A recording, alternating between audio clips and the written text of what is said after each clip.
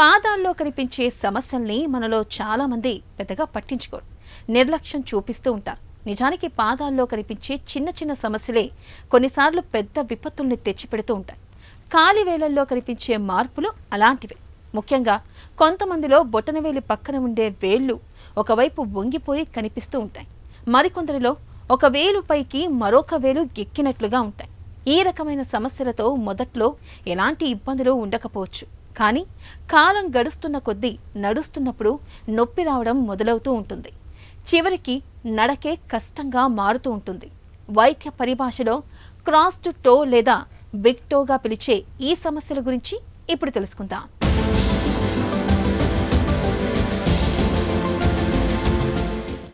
మన శరీరంలో చిన్నగా కనిపించే భాగాల్లో పాదాలు కూడా ఒకటి. కానీ మనం నడవటం, నిలబడటం, రోజువారీ పనులు చేయటం అన్నింటికీ మనకు పాదాలే ఆధారం. అయితే కొన్నిసార్లు పాదాల వేళ్లలో ఆకార మార్పులు రావటం వల్ల నడవటమే కష్టంగా మారే పరిస్థితులు వస్తాయి. క్రాస్ టో లేదా బిగ్ టో సమస్య అలాంటిదే. ఈ పరిస్థితిలో పాదంలోని ఒక వేలు బొటనవేలు పైకి ఎక్కినట్లుగా వంగిపోయి కనిపిస్తూ ఉంటుంది. మొదట్లో చిన్నగా కనిపించే ఈ మార్పు క్రమంగా వేళ్ళు, పాదాల్లో నొప్పి, వాపును తెచ్చిపెడుతుంది. నడవటంలో కూడా ఇబ్బందులు ఎదురవుతూ ఉంటాయి. టో ఓ పక్క తిరిగి ఉండటం, దీనివల్ల ఏంటి నష్టం అంటే చాలా ఉన్నాయండి. కారణం ఏంటంటే దేనివల్ల వస్తుంది అనేది వన్ ఆఫ్ ది కామన్ ఏంటంటే చాలామంది ఇల్ ఫిట్టింగ్ షూస్ ఇవన్నీ అంటారు. అది కూడా కొంతవరకు డిస్పోజింగ్ ఫ్యాక్టర్, కానీ mostly it is due to the genetical transmission అనమాట. జెనెటికల్గా ఎక్కడో ఎవరికొన్న వాళ్ళ ఫ్యామిలీలో కొంతవరకు ఉంటే కనుక పిల్లలకి ఇంకొంచెం ఎక్కువ సివియారిటీ రావచ్చు అనమాట. సో ఈ విధంగా genetical is one of the main reasons అనమాట. ది అదర్ వన్ ఏంటంటే ఫుట్వేర్ సరిగా వేసుకోకపోవటం. సో జెనెటికల్ అనేది మన చేతుల్లో లేదు. So it comes in the genes. So we don't have any control అనమాట. Next is footwear. ఫుట్వేర్లో especially pointed shoes are narrow point very high heels వేసినా కానీ డిస్టర్బెన్సెస్ వల్ల ఏమవుతాయంటే ఈ narrow crowding of the space వల్ల ఆ బిగ్ టో ఏంటంటే పక్కకి జరుగుతూ ఉంటుంది, అవుట్ సైడ్కి జరుగుతూ ఉంటుంది అనమాట. సో ఈ విధంగా these two one of the main reasons అనమాట. ఇంకా అదర్ రీజన్స్ రిలేటివ్లీ మైనర్ అనమాట, విచ్ ఇస్ నాట్ అంత రిలవెన్స్గా ఉన్నది కాదనమాట. సో దీంట్లో ప్రెజెంటేషన్ ఏ విధంగా మనకు ప్రెజెంట్ అవుతాడు ఇట్లా చూడగానే మనం చెప్పొచ్చు అండి, ఇట్స్ ఏ టెల్ సైన్ అనమాట. అంటే డయాగ్నోసిస్ చూస్తేనే చెప్పేయచ్చు క్రాస్ అయ్యింది ఫింగర్ అనేది. బట్ దీంట్లో సిమ్టమ్స్ ఏ విధంగా వస్తాయంటే first one of the reasons ఏంటంటే ఎసిమ్టమాటిక్గా ఉండొచ్చు, కొంతమంది సిమ్టమాటిక్గా. ఎసిమ్టమాటిక్గా అలా ఉంటే కనుక ప్రాబబ్లీ వదిలేయచ్చు, అన్లెస్ మనం బాగా పర్టికులర్గా ఉంది, చూడటానికి ఇబ్బందిగా ఉంది అనుకుంటే చేయించుకోవచ్చు ఆపరేషన్ కానీ ఏదన్నా. లేదు సిమ్టమాటిక్గా ఉంది అంటే కనుక we have to take care అండి, ఈవెన్ ఫ్రమ్ ఇనీషియల్ స్టేజ్లోంచి. ఏంటంటే ఫస్ట్ ఫుట్వేర్ సరిగ్గా చేసుకోవటం, మన పొజిషన్ ఉంచోవటం, కాడి నుంచి ఫుట్వేర్ సరిగ్గా పెట్టుకోవటం. దెన్ ఆ ఫుట్వేర్కి అటాచ్డ్ కొన్ని ప్రాసెసెస్ ఉంటాయి. అంటే ఇన్సైడ్ ఆఫ్ ది, ఇప్పుడు ఫర్ ఎగ్జాంపుల్ ఇదే ఫుట్ అనుకుందాం, ఈ ఫుట్లో బిగ్ టో ఇటు పక్క ఉందా, దీన్ని ఆర్ బిగ్ టో ఇది అనుకుందాం. బిగ్ టో ఇక్కడ ఏంటంటే ఒక చిన్న పట్టీ లాంటిది ఒకటి పెట్టి దీన్ని అటుపక్క వెళ్ళేదాన్ని ఇటుపక్కకి లాగుతారనమాట, ఒక పట్టీ లాగా పెట్టి. సో ఈ విధంగా చేసేటప్పటికి ఏమవుతుందంటే దీన్ని వీళ్ళంత వరకు స్ట్రెచ్ అవుతూ ఉంటుంది అనమాట. వెరీ మైల్డ్ స్టేజెస్ ఉన్నంత వరకు కరెక్ట్ చేయొచ్చండి. కాలి పాదాల్లో వేళ్ల వంకరను తెచ్చిపెట్టే క్రాస్ టో సమస్యకు చాలా కారణాలే కనిపిస్తాయి. బాగా బిగుతుగా ఉండే షూస్ లేదా హై హీల్స్ను ఎక్కువ గంటల పాటు ధరించే వాళ్ళల్లో ఈ సమస్య ఎక్కువగా కనిపిస్తూ ఉంటుంది. హై హీల్స్ ధరించినప్పుడు పాదాలకు సరైన ఆధారం ఉండదు. దీంతో వేళ్లపై ఒత్తిడి పెరుగుతుంది.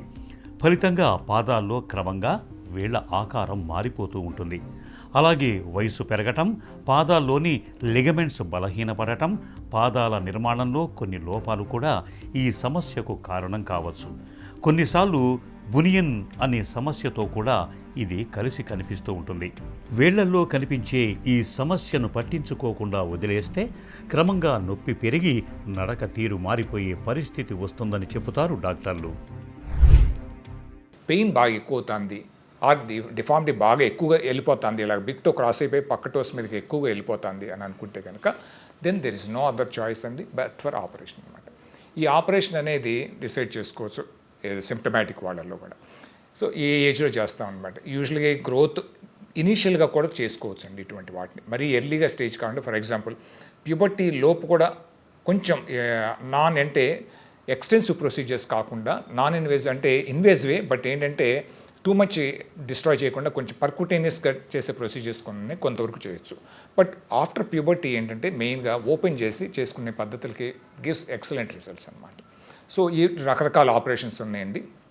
దాంట్లో మెయిన్గా ఏంటంటే ఈ మెయిన్ కల్ప్రిట్ ఏంటంటే ఇక్కడ సపోజ్ ఇది టో అనుకుందాం, ఇది ఫుట్ అనుకుందాం, రెస్ట్ ఆఫ్ ది ఫుట్.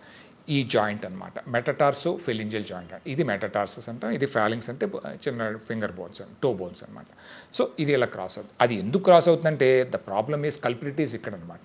ఈ బోన్ ఏమవుతుందంటే ఓవర్ గ్రోత్ అవుతూ ఉంటుంది ఇక్కడికి, ఎస్పెషల్లీ ఈ పార్ట్ గ్రో అయ్యేటప్పటికి ఏమవుతుందంటే ఈ టోని ఇటు పక్క డిస్ప్లేస్ చేస్తూ ఉంటుంది. ఇది జరిగే కొద్దీ ఇది డిస్ప్లేస్ అవుతూ ఉంటుంది, ఇది పక్కకి వెళ్ళిపోతూ ఉంటుంది. సో కల్ప్రిట్ అయిన దీన్ని మనం చేయాలి, దెన్ దీన్ని కూడా కొంచెం చేయాలి. అవసరం అనుకుంటే ఈ జాయింట్ కొంచెం అనుకో దీని హెడ్ తీసేస్తాం అన్నమాట. తీసి మళ్ళీ దీన్ని రీపొజిషన్ చేసి కొంత సాఫ్ట్ టిష్యూస్ కూడా కట్ చేసి మళ్ళీ రీసూచన చేసి ఒక పిన్ అది వేసి దాన్ని సరి చేస్తాం అన్నమాట.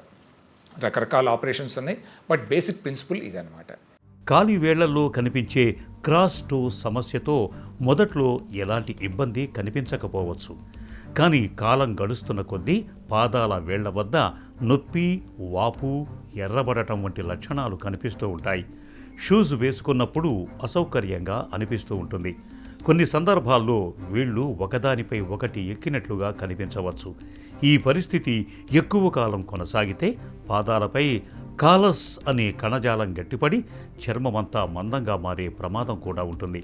కాలి వేళ్లలో ఇలాంటి లక్షణాలు కనిపించినప్పుడు ఆలస్యం చేయకుండా డాక్టర్ను సంప్రదించాలి. తగు పరీక్షలు చేయటం ద్వారా డాక్టర్లు కారణాన్ని గుర్తిస్తారు, చికిత్స మార్గాల్ని సూచిస్తారు. మినిమం 6 వీక్స్ అన్న పెట్టాల్సి వస్తుంది ఇమొబిలైజేషన్. ఎందుకంటే ఈ ఫుట్లో నార్మల్గా హ్యాండ్లో అయితే కనుక 3 to 4 వీక్స్లో అయిపోతూ ఉంటుంది. ఫుట్లో ఏంటంటే కొంచెం ఎక్కువ టైం పడుతుంది, మనకి 6 వీక్స్ దాకా పడుతాయి. అదే బాగా రిజిడ్ ఫిక్సేషన్ దీంట్లో కొంచెం కష్టం అవ్వచ్చు. రిజిడ్ ఫిక్సేషన్ ఉంటే కనుక కొంచెం ఎర్లీ మొబిలైజేషన్ అంటే ప్లేట్ అండ్ స్క్రూస్ ఇలాంటివి వేస్తే కొంతవరకు ఎర్లీ మొబిలైజేషన్ చేయొచ్చు. లైక్ బూట్ వేస్తాం అనమాట, వాకింగ్ బూట్. లేదనుకుంటే కనుక రిజిడ్ ఫిక్సేషన్ కాకుండా ఒట్టి కే వైర్ వేసినప్పుడు వైర్ వేస్తాం. అటువంటి వాటిలో ఏంటంటే కొంచెం ఎక్కువగా ప్రొలాంగ్డ్ ఇమొబిలైజేషన్ అవసరం అనమాట. సో ఈ విధంగా చేసి కరెక్ట్ చేస్తే కనుక డెఫినెట్గా ఈ హెలక్స్ వాల్గస్ అనేది కరెక్ట్ అయ్యి చూడటానికి బాగుంటుంది, మనకి పెయిన్ ఉండదు. అట్ ద సేమ్ టైం ఏంటంటే సెకండరీ కన్సిక్వెన్సెస్ ఈ టో ఇటు పక్కకి వెళ్ళిపోవటం వల్ల ఏమవుతుందంటే ఇక్కడ ఓవర్ క్రౌడింగ్ వచ్చి ఈ టోలు కూడా డ్యామేజ్ అవుతూ ఉంటాయి. అది కూడా మనకి తగ్గి ఫ్యూచర్లో రాకుండా చేయవచ్చు. కాలి వేళ్లలో సమస్యల్ని తెచ్చిపెట్టే క్రాస్డ్ టో సమస్యను తొలి దశలోనే గుర్తిస్తే చికిత్స చాలా తేలికగా ఉంటుంది.